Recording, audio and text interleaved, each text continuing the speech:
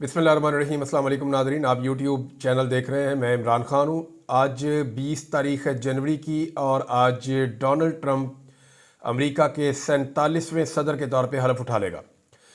Donald Trump की टोपी पे आप देखते होंगे रेड कलर की टोपी, वो हर जगह पे पहन के डोनाल्ड ट्रंप अपनी पूरी कैंपेन करता रहा और डोनाल्ड ट्रंप की टोपी के सामने ट्रंप लिखा हुआ था और साइड पे आपने देखा होगा कि 45 एंड 47 लिखा हुआ होता था। पाकिस्तान में कई लोग ये कहते थे कि ये फार्म 47 और फार्म 45, और कुछ लोग पूछते थे कि ये किस लिए है। तो देखें, वो 45वां सदर था अमेरिका का और 46 यानी 46वां सदर जो बाइडन बना। डोनाल्ड ट्रंप ने कहा कि उसके साथ धांधली हुई है और अब दोबारा डोनाल्ड ट्रंप मुंतखब हो गया, तो वो 47वां सदर है अमेरिका का। डोनाल्ड ट्रंप आज के बाद अमेरिका के सदर होगा। जो बाइडन जो है वो चला गया और जो बाइडन का जो सहारा पाकिस्तान की एस्टेब्लिशमेंट को और हुकूमत को मैसर था वो अब मौजूद नहीं रहेगा। बैरूनी दबाव बढ़ता चला जाएगा। अमेरिका के अंदर एक कांग्रेशनल मीटिंग आ रही है, ये 22 तारीख को आ रही है। पहले आप देख लें कि डोनाल्ड ट्रंप की जो टीम है वो किस नौयत की है और इस टीम के ख्यालात किस नौयत के हैं। देखिए, क्या वाकई में पाकिस्तान के ऊपर ये दबाव आएगा, ये सवाल सबसे ज़्यादा पूछा जाता है। यानी अमेरिकन दबाव को तो कोई भी तस्लीम नहीं करता, पाकिस्तान में कोई भी अच्छी नज़र से नहीं देखता, लेकिन इंसानी हकूक़ की जो खिलाफ वर्जियाँ और पामालियाँ जो हुई हैं जो बाइडन के आशीर्वाद से, जो पाकिस्तान की रियासत ने पाकिस्तान के शहरियों के साथ किया है, उसके नतीजे में एक रिएक्शन पैदा हुआ है। और अगर अब उस तरह की सपोर्ट मैसर ना हुई तो फिर वो सब कुछ नहीं किया जा सकेगा। क्या जो बाइडन से मुख्तलिफ होगी डोनाल्ड ट्रंप की पॉलिसी, ये पाकिस्तानियों के अंदर सबसे बड़ा सवाल ये है। डोनाल्ड ट्रंप की टीम को अगर आप देखें तो पीट हेग्सेथ ये उनका जी सेक्रेटरी ऑफ द डिफेंस है, उसके बाद तुलसी गैबर्ड ये डायरेक्टर ऑफ नेशनल इंटेलिजेंस है, मार्को रूबियो इसको बहुत सारे लोग जानते होंगे पहले से भी, ये सेक्रेटरी ऑफ द स्टेट है और ये बड़ा इंपॉर्टेंट ओहदा है। मार्को रूबियो के बारे में मैं आपको ये बताऊं कि ये पाकिस्तान के लिए और बहुत सारे और मुल्कों के लिए मुश्किलात पैदा करेगा, क्योंकि इसकी पॉलिसी जो है वो बहुत ही एंटी एस्टेब्लिशमेंट टाइप की इसकी पॉलिसी है। क्रिस्टी नोएम ये सेक्रेटरी ऑफ होमलैंड सिक्योरिटी, काश पटेल को FBI डायरेक्टर तैनात किया गया है अब तक की इतला के मुताबिक। जॉन रैटक्लिफ ये CIA डायरेक्टर होगा और माइकल वॉल्ट्स ये national security adviser Donald Trump का, और एलिस स्टेफनिक ये यूनाइटेड नेशन की मेंबर हैं अमेरिका की जानिब से, डोनाल्ड ट्रंप ने इनको तैनात किया। और इसके अलावा कैरोलिन लेविट ये वाइट हाउस प्रेस सेक्रेटरी होगी, जैसे कि वाइट हाउस के अंदर से जो स्टेटमेंट जारी होते हैं वो यहाँ से होंगे। और रिचर्ड ग्रेनल ये special envoy to the president है और बहुत सारे ओहदे भी हैं, लेकिन ये वो हैं जो पाकिस्तान के ऊपर कम से कम इम्पैक्ट डाल सकते हैं या बैरूनी मामलात को ज़्यादातर देखेंगे। अब अगर इन लोगों की मुश्तरका खसूसियात निकाली जाएं कि इनके अंदर कौन सी चीज़ें हैं जो एक जैसी हैं, और वही चीज़ें डोनाल्ड ट्रंप में हैं जिनकी बुनियाद के ऊपर ये सारी टीम इकट्ठी हो गई है। हम ख्याल लोगों की टीम बनती है ना। एक तो ये सब लोग जो हैं वो डीप स्टेट एक्टर्स के या एस्टेब्लिशमेंट की मुदाखलत के बहुत खिलाफ हैं, और अमेरिका में ये इलेक्शन लड़के आए हैं वहाँ की डीप स्टेट के, यानी इन्होंने अमेरिकन एस्टेब्लिशमेंट को शिकस्त दी है। और जहाँ जहाँ पे अमेरिकन एस्टेब्लिशमेंट ने गंद मारा है ये वहाँ के बारे में भी उसी तरह की राय रखते हैं। पाकिस्तान के बारे में आप इनकी राय पहले ही सुन चुके हैं, और इमरान खान साहब के बारे में भी डोनाल्ड ट्रंप से लेकर बाकी इनकी टीम की जो राय है वो अब तक तो आपके सामने है। फिर ये सारे लोग जो है ये एंटी वॉर हैं, ये नई जंगें शुरू नहीं करेंगे, ये जो पुरानी जंगें हैं उनको रोकने की कोशिश करेंगे। ये हथियार के बजाय अपना हथियार बनाएंगे, पाबंदियों को और दबाव की पॉलिसी इख्तियार करेंगे, यानी दुनिया के ऊपर पाबंदियां लगाएंगे, उनके ऊपर दबाव डालेंगे और इन चीज़ों को बतौर वेपन इस्तेमाल करेंगे। ये भारत की तरफ इनका झुकाव रहेगा। भारत क्योंकि दुनिया में दूसरी सबसे बड़ी आबादी है और ये उसको एक बड़ी मार्केट के तौर पे देखते हैं, और इलन मस्क जो है उसकी भी भारत से बड़ी कुर्बत है। बहुत सारे और इनकी टीम के अंदर मेंबर हैं डोनाल्ड ट्रंप की जो भारत के तरफदार हैं, तो ये भी एक खसूसियत इनकी रहेगी। इंसानी हकूक़ के मामले में ये सख्त पॉलिसी रखेंगे। वैसे भी अमेरिका की जो फॉरेन पॉलिसी है वो खुद ये कहते हैं कि जनाब हमारी जो बुनियाद है उसकी वो इंसानी हकूक़ है। हालांकि इंसानी हकूक़ के मामलात में अमेरिका से भी बहुत शिकवे और शिकायतें पूरी दुनिया को रहते हैं, और बहुत सारी ऐसी मिसालें माजी में मौजूद हैं। भारत हम बात कर रहे थे डोनाल्ड ट्रंप की टीम की, तो डोनाल्ड ट्रंप की टीम के अंदर ये मुश्तरका खसूसियात हैं इन सारे लोगों के अंदर, और ये लोग क्या कर सकते हैं ये पता चलेगा। क्या ट्रंप के साथ पाकिस्तान की जो इस वक्त मौजूदा हुकूमत है उन्होंने कोई वर्किंग रिलेशन बना लिया है या ट्रंप की टीम तक उनकी रसाई हो गई है? तो अब तक की इतला के मुताबिक हुकूमत और एस्टेब्लिशमेंट दोनों बौखलाहट का शिकार है, यानी उन्हें खुद भी अभी तरह से कुछ आइडिया नहीं है कि डोनाल्ड ट्रंप उनको किस लेवल पे ले जाएगा या उन्हें किस तरह के हालात का सामना करना पड़ेगा। यानी उनके पास कोई हिंट नहीं है, बल्कि वो हम लोगों से और जो ओवरसीज हैं उनसे पूछते रहते हैं कि बढ़ेगा की। नवाज शरीफ साहब जो हैं वो तशरीफ ले गए थे अमेरिका और उन्होंने कोशिश की थी डोनाल्ड ट्रंप की टीम से या डोनाल्ड ट्रंप से मिलने की, लेकिन नवाज शरीफ साहब को वहां घास नहीं डाली गई और मियां साहब वापस से जो है वो बरतानिया पहुंच गए थे अमेरिका का नाकाम दौरा करके। अब अगर कोई इनके पास हिंट होता ना कि डोनाल्ड ट्रंप इनके साथ खड़ा हो जाएगा मौजूदा हुकूमत के साथ, जैसे जो बाइडन खड़ा हुआ था उस तरह की कोई सहूलत मिल जाएगी। देखिए दो ही चीजें हो सकती है ना, डोनाल्ड ट्रंप एक जुए की तरह है मौजूदा एस्टेब्लिशमेंट के लिए। इनके पास 20% चांसेस है शायद डोनाल्ड ट्रंप इनकी तरफ आ जाए, लेकिन 80% इनको आइडिया है कि डोनाल्ड ट्रंप वहीं जाएगा जिस तरफ को उसका मुंह है, यानी जो अब तक असेसमेंट है वो उसी तरफ जाएगा। ये एक जुआ है। अगर वो मौजूदा हुक्मरानों के साथ जो बाइडन की तरह मिल गया और इनके साथ खड़ा हो गया तो पाकिस्तान तहरीक इंसाफ और इमरान खान साहब के लिए एक मुश्किल तरीन दौर का आगाज हो जाएगा और उनको मजीद जुल्म जबर और फस्तायत का सामना करना पड़ेगा बहुत लंबे वक्त के लिए। और अगर ट्रंप इंसानी हकूक और जमहूरियत के लिए डट गया तो पाकिस्तान की एस्टेब्लिशमेंट के लिए तारीख का मुश्किल तरीन दौर शुरू हो जाएगा। यानी इस एस्टेब्लिशमेंट ने कभी इतना मुश्किल वक्त नहीं देखा होगा, क्योंकि अगर इमरान खान को छोड़ते हैं तो बहुत बड़ी मुसीबत खड़ी हो जाएगी और अगर इमरान खान को नहीं छोड़ते तो भी एक बहुत बड़ी मुसीबत खड़ी हो जाएगी। यानी एक ऐसे दोराहे पे खड़े हैं जब जहां दोनों तरफ खाई है, आगे बढ़ते हैं तो फिर खाई है, पीछे हटते हैं तो फिर खाई है। लेकिन मेरे ख्याल में पाकिस्तान अपना मसला पाकिस्तान के अंदर मुज़ाकरात के जरिए से हल करे और किसी नतीजे में पहुंच जाए तो ये सबसे बेहतर ऑप्शन हो सकता है। डोनाल्ड ट्रंप की ताकत का आप अंदाजा यहां से लगा लें कि उसने सदर का हलफ उठाने से पहले इसराइल के अंदर जंगबंदी करवा दी है। यानी फलस्तीन के ऊपर जो अटैक किया था इसराइल ने, वो जंगबंदी करवाई है। इसराइल में दबाव उनका काम कर गया है। इसराइल ने इंसानी हकूक की बहुत सारी खिलाफ वर्जियां की हैं और अब उनके वुज़रा जो है वो इस दबाव की वजह से रेजिग्नेशन दे रहे हैं, उनके इस्तीफे आ रहे हैं। नेतन्याहू के ऊपर भी बहुत ज़्यादा दबाव है। नेतन्याहू हमेशा जो इसराइल अटैक करता रहा है गजा में या वेस्ट बैंक में या बाकी इलाकों में फ़लस्तीनियों के ऊपर, वो इसको अपना इंटरनल मामला करार देता रहा है। लेकिन इंसानी हकूक का मामला कभी भी किसी का इंटरनल मामला नहीं होता, चाहे वो पाकिस्तान में हो, चाहे वो फ़लस्तीन के अंदर हो, चाहे वो कश्मीर के अंदर हो, चाहे वो म्यांमार के अंदर हो, चाहे वो इराक के अंदर हो, लीबिया में हो, शाम में हो, दुनिया के किसी भी इलाके में हो। इंसानी हकूक का मामला किसी भी मुल्क का अंदरूनी मामला नहीं होता और अमेरिकन अपनी पॉलिसी इंसानी हकूक के मामला को रख कर बनाते हैं या कम से कम इसको इस्तेमाल करते हैं। डोनाल्ड ट्रंप पाकिस्तान में सिर्फ एक ही चेहरे को पहचानता है, यह बात सारे पाकिस्तानी जानते हैं। यानी ये बात अभी मुशाहिद हुसैन सैयद साहब ने की, लेकिन ये एक रियलिटी है और वो चेहरा इमरान खान साहब का है। और ये डोनाल्ड ट्रंप का मसला नहीं है, ये पूरी दुनिया के लोगों का मसला है। आप दुनिया के किसी भी मुल्क में ट्रैवल करें, आप यूरोप चले जाएं, आप किसी और जज़ायर पे चले जाएं, आप वेस्ट इंडीज़ चले जाएं, आप सेंट्रल एशिया चले जाएं, आप इधर ये थाईलैंड साइड पे चले जाएं, बैंकॉक चले जाएं, चाइना चले, आप दुनिया के किसी भी मुल्क में चले जाएं, अरब ममालिक में आप चले जाएं, मिडिल ईस्ट में, आप सिर्फ पाकिस्तान का नाम लेंगे और वहां के लोग इमरान खान का नाम लेंगे। आप इमरान खान का नाम लेंगे और वहां के लोग पाकिस्तान का नाम लेंगे। पाकिस्तान की इस वक्त दुनिया में जो सबसे बड़ी पहचान है वो इमरान खान है। पाकिस्तान के किसी वज़ीर आज़म को लोग नहीं जानते। पहले वज़ीर आज़म से लेकर अब तक आप सारे वज़ीर आज़म के नाम ले लें, दुनिया किसी को नहीं जानती, सिर्फ इमरान खान को जानती है। पाकिस्तान के किसी डिक्टेटर को दुनिया के लोग नहीं जानते। आप जिसका मर्जी नाम ले लें, दुनिया नहीं जानती।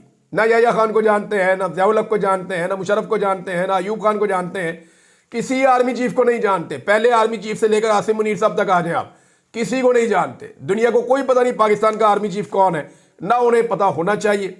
ना वो सदूर को जानते हैं, ना वो सिर्फ इमरान खान को जानते हैं। पूरी दुनिया का मसला है। यही मसला जो है वो डोनाल्ड ट्रंप का भी है और डोनाल्ड ट्रंप जो है वो पाकिस्तान में इमरान खान को जानता है और वो जब कभी पाकिस्तान का जिक्र आएगा तो मामला इस तरफ जाएगा। डोनाल्ड ट्रंप को पाकिस्तानियों ने एक लेटर भी लिखा है और ये जो दो डेवलपमेंट्स होने जा रही है ना, नंबर एक तो मैंने आपको बताया कि कांग्रेशनल मीटिंग होने जा रही है, ये 22 तारीख को होगी अब तक की इत्तला के मुताबिक, और इसमें उम्मीद की जा रही है कि 8 से 10 सेनेटर शायद शामिल हो सकते हैं।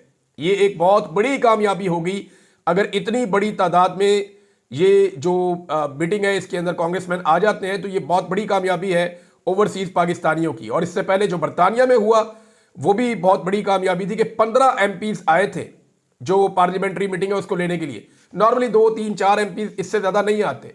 वो अपनी अपनी पार्टी की तरफ से एक एक 2 नुमाइंदे आते हैं, वो आकर ब्रीफिंग लेते हैं, वो अपनी पार्टी के अंदर जो है वो इसके ऊपर फिर बातचीत कर लेते हैं, जहां मौका आता है वो इस पर बात करते हैं। लेकिन जो पार्लियामेंट्री ब्रीफिंग होती है उनमें इतने ज़्यादा लोग नहीं आते। जहां जो कमेटी बैठी 15 लोग जो है वो बरतानिया में आए थे और अब उसका एक फॉलो अप होने जा रहा है, वो मैं आपको बताता हूं, क्योंकि ये मामला भी रुकेगा नहीं, इसका फॉलो अप होने जा रहा है और फर्दर कुछ चीजें और होनी है अभी बरतानिया में। यानी नंबर एक ये है कि फॉलो अप होने जा रहा है और ये तकरीबन 144 एमपीज हैं बरतानिया के, जिनको कुछ रिपोर्ट्स भिजवाई जा रही हैं ओवरसीज पाकिस्तानियों की जानिब से। ये जो रिपोर्ट तैयार की गई है, मैंने रिपोर्ट देखी थी, बड़ी कॉम्प्रिहेंसिव रिपोर्ट है और अगेन ये रिपोर्ट जो है वो फ्रेंड्स ऑफ डेमोक्रेटिक पाकिस्तान जो तंजीम है उन्होंने बनाई है बड़ी मेहनत करके। मैंने इन लोगों से बात की, मैंने कहा जी आपका पाकिस्तान तहरीक इंसाफ से क्या ताल्लुक है? उन्होंने कहा जी तहरीक इंसाफ से इतना ही ताल्लुक है कि आज उनका बुरा वक्त आया हुआ है, हम पाकिस्तान के और जमहूरी पाकिस्तान के हामी हैं, कल अगर ये कोई और पॉलिटिकल पार्टी होगी तो हम इसी ताकत के साथ खड़े होंगे, हम पाकिस्तान तहरीक इंसाफ नहीं पाकिस्तान के साथ खड़े और पाकिस्तान में जमहूरियत के अलमबरदार हैं, हम उसके लिए कोशिश करेंगे। इन लोगों ने बड़ा क्लियरली मुझे ये बात बताई। अब वो ये कहते हैं कि हमारा एक कामयाब प्रोग्राम हुआ है और जबरदस्त प्रोग्राम हुआ है और उसके बाद जो फॉलो अप रिपोर्ट्स हैं वो अब हम भिजवा रहे हैं तमाम एमपीज को, 144 एमपीज को जा रही हैं। इन रिपोर्ट्स के अंदर 7 चीजें हैं जो उन्होंने मेंशन की हैं। नंबर 1, वो कह रहे हैं जी 8 फरवरी का जो इलेक्शन है उसकी सारी तफसीलात हमने इसके अंदर लगाई है, इमरान खान के केसेस हैं उसकी सारी तफसीलात लगाई हैं और इसके अलावा उन्होंने कहा जी कि जुडिशरी और जजेस के साथ जो कुछ हो रहा है वो भी लगाया है, कंप्रोमाइज उनको किया गया। इस्लामाबाद के अंदर जो कत्लेआम हुआ 26 नवंबर 2024 को उसकी तफसीलात लगाई हैं और जो जबरी गुमशुदगियां की जा रही हैं, अगवा किया जा रहा है पाकिस्तानियों को, उसकी तफसीलात लगाई हैं और इसके अलावा जो पॉलिटिकल प्रिजनर्स हैं और जो मिलिट्री कोर्ट्स के अंदर ट्रायल हुए हैं उसकी तफसीलात साथ लगाई जा रही है। और 7वां और आखिरी इशू जो इन्होंने उठाया वो मीडिया की सेंसरशिप है। पाकिस्तान में मीडिया को दबाकर रखा हुआ है, मीडिया अपनी मर्जी से रिपोर्टिंग नहीं कर सकता। मीडिया वाले खुद कहते हैं, हमें भी साहब ने कल कहा, कहते हैं इतने मजबूर हैं हम इमरान खान का नाम नहीं ले सकते, हम इमरान खान की फोटो नहीं दिखा सकते, इवन मलिक रियाज साहब का नाम भी नहीं ले सकते। तो मलिक रियाज साहब से मुझे याद आया, मैं कुछ चीज़ों की तहकीकात कर रहा था, जो पिछला केस है उसके बारे में, अलकादर यूनिवर्सिटी वाला, वो तो केस उड़ गया, उस केस के पल्ले कुछ नहीं रहा।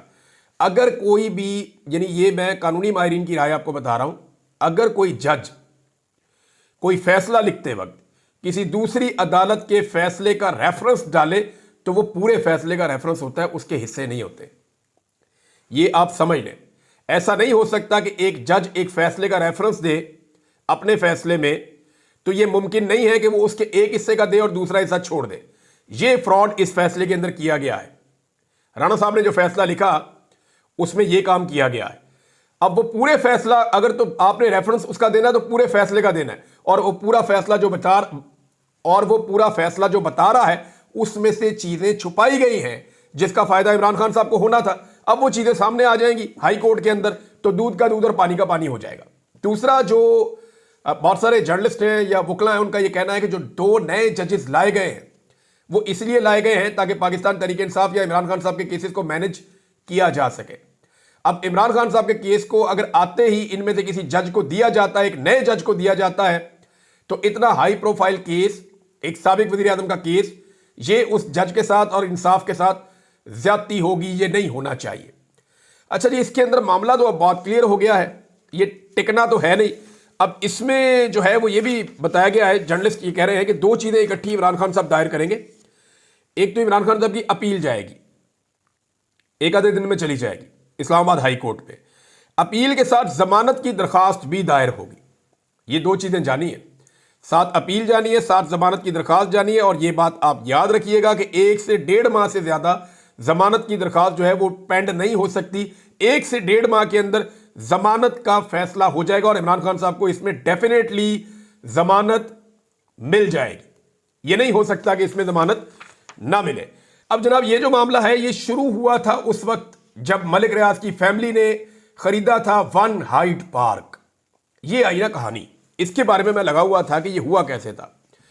तो नाज़रीन, हुआ ये था कि मलिक रियाज साहब को वजीर आजम उस वक्त के नवाज शरीफ साहब ने बुलवाया था, बुलवा के उनसे मुलाकात की थी और उस मुलाकात में मलिक रियाज साहब को कहा था कि मेरा बेटा जो है वो मुश्किल में है, लिहाजा वो जो 1 हाइड पार्क की प्रॉपर्टी है वो आप खरीद लें बरतानिया में।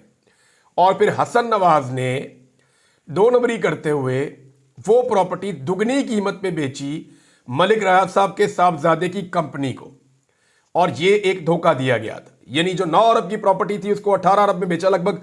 उस वक्त इसकी 20 मिलियन पाउंड की वर्थ थी और इसको 45 मिलियन पाउंड्स के अंदर बेचा गया था मलिक रियाज के बेटे की कंपनी को, और इजाफी पैसे वसूल किए थे ये वही हसन नवाज है जो इस वक्त बरतानिया से निकल लिया दिवालिया होने के बाद। यानी इसने सारा पैसा इकट्ठा किया, वन हाइट पार्क को भी बेचा, अपनी सारी कंपनियों को दिवालिया साबित किया और अरबों रुपया लेकर ये बरतानिया से निकल लिया। और दूसरी तरफ जो मलिक रियाज साहब जो हैं उनके वहां पे जो है अकाउंट फ्रीज हो गए। उनके अकाउंट फ्रीज हुए, फिर उन्होंने जो मुआहदा किया उनके साथ, खुफिया मुआहदा किया एनसीए के साथ कि जी हम पैसा ले जाते हैं पाकिस्तान में वापस। और जब उन्हें पता चला कि जी पैसा पाकिस्तान में वापस जाना कहाँ पे, सुप्रीम कोर्ट में जाएगा जी, वहाँ पे हमने जुर्माना अदा करना है, तो वो जुर्माने की मद में आ गया। मेरे 2-3 सवाल आते हैं यहाँ पे। पहला सवाल ये है कि मलिक रियाज को तो 460 अरब का जुर्माना कर दिया, और जुर्माना करने की वजह यह थी कि सिंध से इन्होंने जमीन कम कीमत में ली। तो सिंध की गवर्नमेंट के खिलाफ क्या कार्रवाई की थी अदालत ने? आसिफ अली जरदारी है ना, या मुराद अली शाह, इनके खिलाफ क्या कार्रवाई हुई? मलिक रियाज को तो जुर्माना हो गया, इनके खिलाफ क्या कार्रवाई हुई? जिन्होंने ओने पोने या जिन्होंने नुकसान किया सरकार का, उनके खिलाफ कोई कार्रवाई नहीं हुई। उनमें से एक आज सदर और एक वजीर आला है। दूसरा, वन हाइट पार्क, जहां से यह कहानी शुरू होती है, नवाज शरीफ या उसके बेटे से किसी ने सवाल पूछा या वहां कोई कार्रवाई हुई? और तीसरी बात यह है, ये तो अल मशरिक बैंक है, उन्होंने खुद स्टेटमेंट दिया हुआ है आके, डायरेक्ट वहां जो उनका सीईओ है उसने आकर बता दिया था कि जनाब ये पैसे मलिक फैमिली के हैं, वो खुद अपनी मर्जी से पाकिस्तान में लाके अपना जुर्माना पे कर रहे हैं। ये उन्होंने आकर बता दिया था। और पाकिस्तान की गवर्नमेंट जो है वो सिर्फ उन्होंने, क्योंकि ये पैसा बहुत ज्यादा बल्क में आना था, तो पाकिस्तान की गवर्नमेंट को उसके अंदर अपना जो है वो लीगैलिटी के लिए इस पर कैबिनेट की अप्रूवल लेनी पड़ी, और वो अप्रूवल इमरान खान साहब के गले में फंसा दी है। और कोई कानूनी नुक्ता नहीं है, ये केस उड़ जाएगा। ये मैं आपको पहले भी बता चुका हूं, अब फिर आपको बता रहा हूं। अब नाज़रीन, नया एक मंजन पाकिस्तान में लाया गया। पाकिस्तान की एस्टेब्लिशमेंट ने वैसे सारे ही तजुर्बे कर लिए हैं पाकिस्तान के साथ, ये एक नया तजुर्बा है जो अब दोबारा मार्केट में लॉन्च किया गया। देखिए, एस्टेब्लिशमेंट ने गुज़िश्ता 3 सालों में अपने तमाम वो ख्वाहिशात पूरी की हैं जो वो करना चाहते थे। यानी उन्होंने टेक्नोक्रेट लगाकर देख लिए, लंबी निगरान हुकूमत बनाने की बातें होती थी वो भी उन्होंने करके देख ली, अदालतों पर और इदारों पर मुकम्मल कंट्रोल करना चाहते थे वो भी करके देख लिया, फौजी अदालतों में ट्रायल करना चाहते थे वो भी करके देख लिया, धांधली से तमाम जमातों को 2 मरतबा उन्होंने हुकूमत बनाकर देख ली। यानी वो चाहते थे कौमी हुकूमत तश्कील दी जाए, सारी जमातें पीटीआई को निकाल के उन्होंने इकट्ठी कर दी, सारी जमातें इकट्ठी की ना, 11-12 जमातें मिला के उन्होंने हुकूमत बना दी थी पीडीएम की, सारे उसके अंदर बैठे हुए थे। फिर भी पाकिस्तान की मईशत का बेड़ा गर्क हुआ था। अब जनाब खबर ये आ रही है कि कौमी हुकूमत का मंजन दोबारा बेचा जा रहा है और पाकिस्तान तहरीक इंसाफ को और इमरान खान साहब को राजी करने की कोशिश की जा रही है। अच्छा जी, आप कोई और बात नहीं मानते, आप डील नहीं करना चाहते, आप ना करें, पाकिस्तान की खातिर एक कौमी हुकूमत आप बना दें। उसमें ऑफर यहां तक पहुंची है मुबैना तौर पर कि पाकिस्तान तहरीक इंसाफ को कहा जी वज़ीर आज़म भी आपका बना देते हैं, और बाकी सारी जमातों में होगा ये कि ये जो फार्मूला है वो ये है कि ये जो पूरी की पूरी असम्बली है ये ऐसी ही बैठी रहेगी, पंजाब नून लीग के पास, सिंध जो है वो पीपल्स पार्टी के पास, बलूचिस्तान जैसे चल रहा है वैसे ही, और खैबर पख्तूनख्वा जो है वो पीटीआई के पास। यानी सबके पास अपने अपने सूबे मौजूद हैं। और अब किया यह जाएगा कि इसी सेटअप के अंदर एक कौमी हुकूमत बना दी जाएगी, जितने एमएनए है ना सारे के सारे वो मौजूद रहेंगे और सारी पार्टियां हुकूमत में आ जाएंगी, कोई भी पार्टी अपोजिशन में नहीं होगी, सारी पार्टियां मिलकर हुकूमत करेंगी और एक कौमी हुकूमत बनाएंगे साल 2 साल के लिए। और उसके अंदर कहते हैं जनाब कि हमने कोई कानून साजियां करनी है, कोई आईनी तरमीम करनी है, सारी चीज़ें सेट करके और फिर बाद में इंतखाबात करवा देंगे। ये नया मंजन मार्केट में है। इमरान खान साहब फिलहाल इसके ऊपर भी नहीं मान रहे, इस पर भी आमादा नहीं हो रहा है। देखिए, कौमी हुकूमत तो पहले बनाकर देख ली ना, पीटीआई को बाहर निकालकर कौमी हुकूमत बनाकर देख ली। अब पीटीआई को मैं आपको एक बात क्लियर कर दूं, जिस वक्त इमरान खान साहब ने कोई डील मारी या जिस वक्त इमरान खान साहब ने इस किस्म के किसी खेल का हिस्सा बने जिसमें ये सारों के साथ मिलकर इमरान खान साहब उस तरीके से बैठे जैसे वो चाह रहे हैं, यानी मुज़ाकरात के लिए बैठना तो बहुत अच्छी बात है, रास्ता निकालना चाहिए, एस्टेब्लिशमेंट को वापस उनके काम पे भेजना चाहिए, इदारों का सियासत के अंदर से किरदार खत्म करना चाहिए, ये सारी चीज़ें करने के लिए अगर बैठते हैं तो बहुत अच्छी बात है। लेकिन अगर इक़्तिदार की खातिर कोई डील होती है तो इसका बहुत बड़ा डैमेज इमरान खान साहब को हो जाएगा। मोहित पीरदादा साहब ने दावा किया है कि बुशरा बीबी को जो सज़ा सुनवाई गई है उसमें अली अमीन गंडापुर साहब का किरदार है। और मोहित पीरदादा साहब ये कहते हैं क्योंकि बुशरा बीबी अली अमीन के लिए मसाइल पैदा कर रही थी, इसलिए अच्छा, इससे पहले कुछ लोगों ने दावा किया था उस वक्त भी जब आज़म सवाती साहब गिरफ्तार हुए थे क्योंकि आदम सवाती साहब को इमरान खान साहब ने खैबर पख्तूनख्वा में वज़ीर आला हाउस में रखा हुआ था और वो खुले हर जगह पे आते जाते थे, हर चीज़ के ऊपर उनकी निगरानी थी।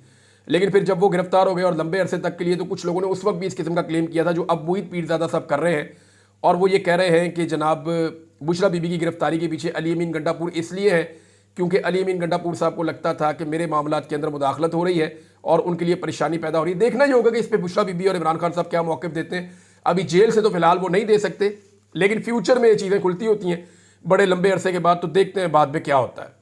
नाज़रीन, जस्टिस मंसूर अली शाह साहब के साथ एक और ज्यादती की गई है सुप्रीम कोर्ट ऑफ पाकिस्तान में, और ये जैसे कादी साहब चला रहे थे अदालत को वैसे ही चलाया जा रहा है। यानी इस बार कादी फ़ायद ईसा नहीं, जस्टिस याया अफरीदी हैं। सुप्रीम कोर्ट के अंदर एक बार फिर तफरीक बढ़ सकती है, ये सवाल उठाया है मरियम नवाज खान साहिबा ने। वो ये कहती हैं कि चीफ जस्टिस याया अफरीदी के मातहत रजिस्ट्रार ऑफिस ने सुप्रीम कोर्ट के 16 जनवरी के वाज़ेह हुक्मनामे के बावजूद 26वीं तरमीम के तहत नाफिज होने वाले आर्टिकल 191A पर जवाबदेही के मुकदमे को अब तक समाअत के लिए मुकर्रर नहीं किया। हालांकि बेंच कह चुका है कि इसको समाअत के लिए लगाया जाएगा पीर वाले दिन।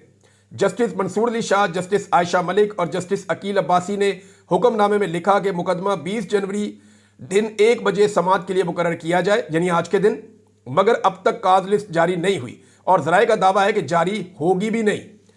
ऐसे में जज साहिबान मखसूस नशिस्तों के बाद एक मरतबा फिर एक हुक्म की खिलाफ वर्जी बर्दाश्त करेंगे। यानी इससे पहले भी जजों के हुक्म की खिलाफ वर्जी हो रही है। मखसूस नशिस्तें जो फैसला हो चुका है फुल कोर्ट का, वो अभी तक उसके ऊपर अमल दरामद नहीं हो रहा। इसी तरह यहां पे भी जज ने एक फैसला दिया, एक बेंच ने फैसला दिया, और उस बेंच के फैसले के ऊपर रजिस्ट्रार ऑफिस अमल दरामद नहीं कर रहा, और रजिस्ट्रार की क्या मजाल है। यानी ये तो मामला फिर चीफ जस्टिस के हाथ में है ना। अच्छा, अटॉर्नी जनरल ऑफिस जवाब के लिए वक्त मांग रहा था, जब बेंच ने वक्त नहीं दिया तो उन्होंने अपने तकर्रुर करदा चीफ जस्टिस से वक्त ले लिया। ये तासुर खुद में एक तबाही है। अच्छा जनाब, मुकदमा क्या है? मुकदमा ये है कि कौन से मामला जो है वो आईनी बेंच में जा सकते हैं और कौन से नहीं जा सकते। यानी अगर मैं सिंप्लीफाई करूं आपको तो ये 26वीं आईनी तरमीम के ऊपर बहुत बड़े सवालात उठ जाएंगे अगर इन जजेस ने कोई फैसला दे दिया तो। इसलिए इस केस को टेक्निकली लगने नहीं दिया जा रहा। अब अंदाजा करें कि अदालत हुक्म देती है और केस नहीं लगता, और ये कादी फ़ायद ईसा के दौर में होता था, अब जस्टिस याया अफरीदी के दौर में भी हो रहा है। अब तक इतना ही, अपना ख्याल रखिएगा, अपने इस चैनल का भी। अल्लाह हाफ़िज़।